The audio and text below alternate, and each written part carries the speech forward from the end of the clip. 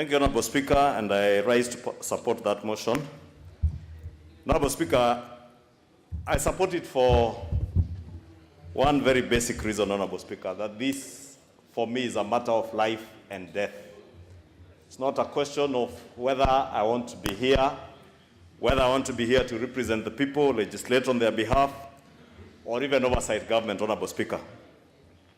Honorable Speaker, as the Leader of Majority has said, the Leader of Minority actually, there are a number of our colleagues, Honorable Speaker, without mentioning names, some who are dearly fighting for their lives in hospital, some not in a very good state, Honorable Speaker. We have lost members in this House, in this 12th Parliament, out of this disease, Mr. Speaker.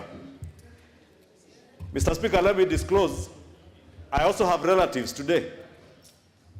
My own sister, Honorable Speaker, is battling COVID today in hospital. Honorable Speaker, I had opportunity when we had the last lockdown, and maybe for those who have never been to a COVID ward, you may not understand, Honorable Speaker. I walked into the Nairobi Hospital ICU to visit two friends who were battling with COVID then. And unfortunately, both lost their lives, Honorable Speaker.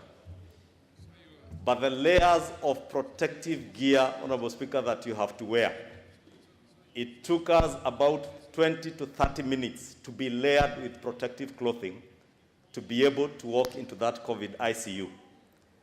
When you look at the people in that ICU battling for their lives, alone, Mr. Speaker, because nurses are there, doctors are there, but they're also limited onto the number of things they can do on you, even out of the kind of protective clothing and protective gear that they have to wear. Therefore, Honorable Speaker, I'm just saying this to depict the situation that we are in. That today it might be very easy to say things that may be exciting to ourselves, to our constituents, and even to be seen to be working, Honorable Speaker. But the devastation that this pandemic has caused many people, many families, including our own families, Honorable Speaker, and including this House, Honorable Speaker, our own members who have lost their lives out of this pandemic, I think it's only fair, Honorable Speaker, that we give fair chance to be able to alter our calendar in a way, Honorable Speaker, that we are seen to be supporting the fight against this pandemic. And it is not the first time, Mr. Speaker. We have done it before. We did it earlier. As the Leader of Majority has said, we even went to the extent of limiting who accesses this chamber. I don't know what criteria was being used. It was on first come, first serve, Honorable Speaker, when we had only 60 people who could sit in this chamber and others in the tents. And we did not take all those measures in vain, Honorable Speaker. It helped. And that time, Honorable Speaker, you remember, very few of us could speak in this chamber and talk of names of members of Parliament or our own staff in this House and the other House, Honorable Speaker, that we know who had been infected or afflicted by this disease. But today, we are not just talking about people. We are talking about names that we know. We are talking about our own members of staff, Honorable Speaker, who we have lost, members of Parliament that we have lost, Honorable Speaker. And therefore, I want to ask, Honorable Speaker, even as we consider this motion, and I hear what the Leader of Majority has said and the Leader of Minority, that in essence what we are doing is bringing forward our recess, our May recess, to April, and allowing our committees to continue sitting, Honorable Speaker.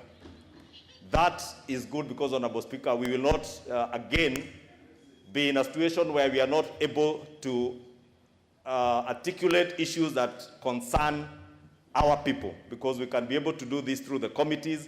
Some of the statements, like the one I read today, Honorable Speaker, concerns matters that concern the people of Kikuyu. And during the recess, Honorable Speaker, we also have time to be able to process those things. And Honorable Speaker, I also appreciate that the fact that we are resuming on May 4th, as if we pass this motion, Honorable Speaker, I heard what the Leader of Majority said. May 4th, Honorable Speaker, we may not have a lot to worry regarding the processing of the budget estimates, Honorable Speaker. Remember that long recess is usually a working recess where committees retreat to work on the budget estimates. And I'm certain, following the motions that after this, the procedural motions, we'll be able to receive the annual estimates during this short recess or long recess, and they'll be able to be processed even when we are back or even when you are away, Honorable Speaker. And therefore, really, a lot of the work that we were bound to do between now and June at the time of processing the budget, Honorable Speaker, we could still be able to do that. Therefore, Honorable Speaker, I really want to beg members in this House, Honorable Speaker, to support this motion, but also, Honorable Speaker, to point out what the Leader of my minority has said, that there are those in the executive, Honorable Speaker, who may feel or who may think that they can in any way interfere with the calendar of this House, Honorable Speaker. And I want to beg, Honorable Speaker, because there are cabinet secretaries, Honorable Speaker, that you had given directions last week, since the committees are meeting, Honorable Speaker, I want to ask that in your capacity of the chair of the Parliamentary Service Commission, you allow some of these committees, especially the Committee on Internal Security, if they have to buy commercial Zoom meetings, Honorable Speaker, for us to be able to take to account the Cabinet Secretary for Interior and his PS, Honorable Speaker, that the meeting be a commercial meeting that is open to as many of us as possible, Honorable Speaker, so that nobody is deluded in the executive that you can interfere with the calendar of Parliament to run away from accountability to the Kenyan people. Members who ask questions to the Ministry of Interior do not ask for themselves. They ask on behalf of the people they represent. And cabinet secretaries must appear before the committees. In fact, Honorable Speaker, I would beg that you do give direction on their appearance, even in the online meetings that we will have in committees, that cabinet secretaries, their principal secretaries must appear and be taken to account by the people, Mr. Speaker. Finally, Honorable Speaker, when we took the last recess because of this COVID pandemic, you remember we ended up with a it was called the COVID billionaire scandal, Honorable Speaker. How I pray that we shall not recess and we end up with another COVID vaccines billionaires, Honorable Speaker. How I pray that those who enrich themselves, Honorable Speaker, out of this pandemic when other Kenyans were dying, that they shall never find peace, Honorable Speaker. That their families may never find peace if you use this pandemic to enrich yourself, Honorable Speaker.